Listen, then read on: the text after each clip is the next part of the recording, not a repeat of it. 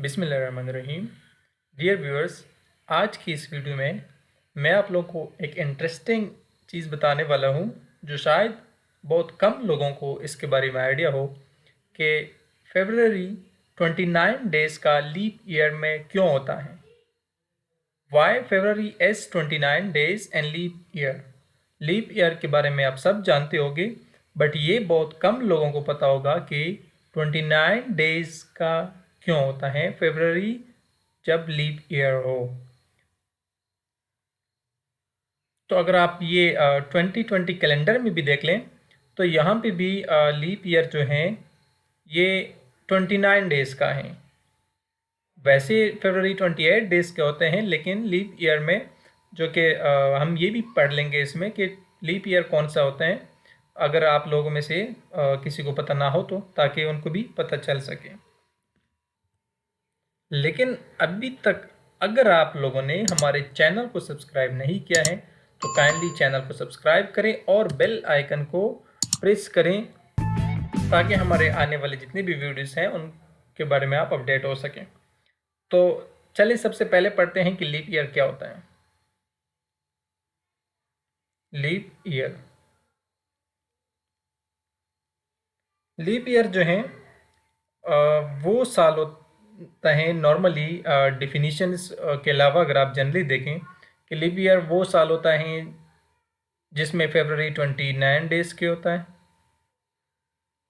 अच्छा, और दूसरी बात यह है कि ये कितने सालों बाद आता है, तो after every 4 years, after every 4 years leap साल होता है। कैसे पता चलता है?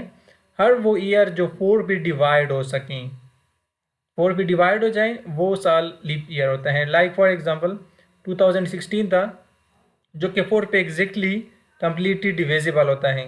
तो अगर आप देखें 4 5 20 हो जाएगा और 16 है तो 4 4 16 आता है। तो इस तरह हर वो साल जो कि डिविजिबल हो जाए 4 पे, तो लाइक वाइज आप 2020 को भी देख सकते हैं जो कि 4 पे आप कम्प्लीटली डिवाइड कर सकते हैं। अगर आप कटिंग भी कर सकते हैं तो ये हो जाएगा 2 1 2 0 2 1 2 0, इस तरह हो सकते हैं। फिर अगेन 2 1 5 10 एंड क्या हो जाएगा, 0 लगाएंगे तो 5 10। तो इस तरह हर एक वो साल जो कि 4 पे डिविजिबल हो उसको कहते हैं लीप ईयर। और उसमें क्या होता है कि फरवरी जो है 29 डेज़ का होता है। ये तो कंटिन्यूसली 4 सालों बाद ही आता है, लेकिन आपको कैसे पता चलेगा कि कौन सा साल जो पास्ट गुजरे हुए साल है? तो आप उसको डिवाइड करें 4 पे। अगर वो 4 पे कम्प्लीटली डिविजिबल हो जाए तो इट्स मीन कि ये लीप ईयर है, अदरवाइज नहीं है। अब क्वेश्चन हमारा ये है कि लीप ईयर में 29 डेज़ क्यों होते हैं? तो लीप ईयर में 29 डेज़ इसलिए होते हैं क्योंकि हमें पता है कि जो सन है वो रिवॉल्व करता है अराउंड द सन। कितने टाइम में रिवॉल्व करता है? लाइक ये अर्थ है और ये अर्थ रिवॉल्व करता है around the sun. Earth revolve करता है अराउंड द सन और कितने दिनों में करता है? वन कंप्लीट रिवोल्यूशन जो है अर्थ वो सन के अराउंड कंप्लीट करते हैं तो 365 डेज़ हम कहते हैं कि 365 डेज़ 1 ईयर होता है।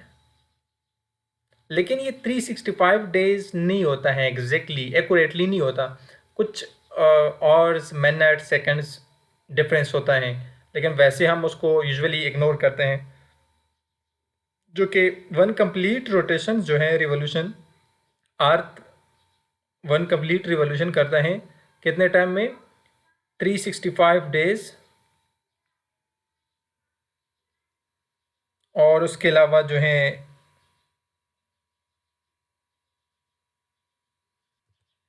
365 तो कंप्लीट डे हो गए। इसके अलावा जो मैंने बताया कि कुछ आवर्स एक्स्ट्रा आ जाते हैं, तो 5 आवर्स और कुछ मिनट्स भी होते हैं। तो मिनट होते हैं 48 मिनट्स।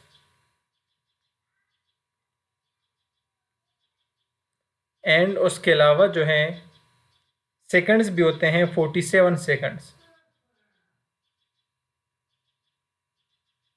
ये एक कंप्लीट रिवॉल्यूशन में अर्थ 1 ईयर में इतने रिवॉल्यूशन कंप्लीट करता है। 1 रिवॉल्यूशन जब अर्थ कंप्लीट करता है अराउंड द सन, तो वो 365 days 5 hours 48 minutes and 47 second में कंप्लीट हो जाता है। वैसे तो हम यूजुअली 365 डेज ईयर कंसीडर करते हैं।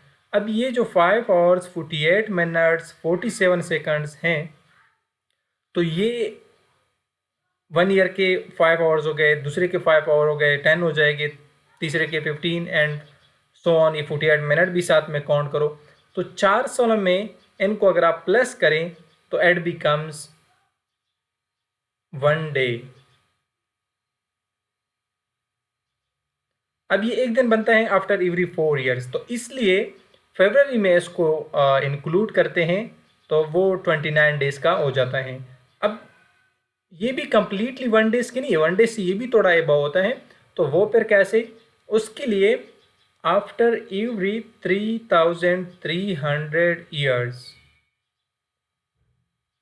यानी 3300 साल के बाद फरवरी जो है ये 30 डेज का होता है।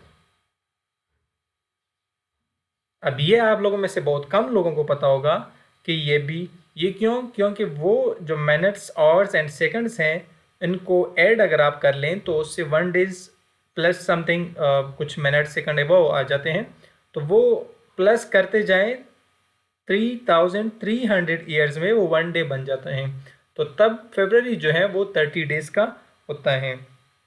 तो लीप ईयर जो है 4 साल के बाद आता है और 29 डेज फरवरी के होते हैं।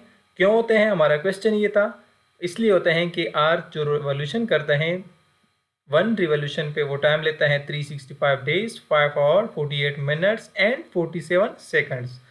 तो ये 365 डेज तो 1 कंप्लीट ईयर हो गया, हम जो नॉर्मली लेते हैं, लेकिन ये जो एक्स्ट्रा टाइम है इसको काउंट करके टोटल करके ये 4 ईयर में 1 डे समथिंग के बराबर आ जाता है। दैट्स वाई फरवरी जो है वो 29 डेज का हो जाता है। एंड सेकेंड थिंग इज कि अगेन कुछ एक्यूरेसी नहीं होती, कुछ टाइम एक्स्ट्रा आ जाता है, तो अगर आप उसको टोटल काउंट करते जाए तो आफ्टर एवरी 3300 ईयर्स के बाद it becomes one another days. So then फरवरी जो है वो 30 डेज का हो जाता है। Thank you.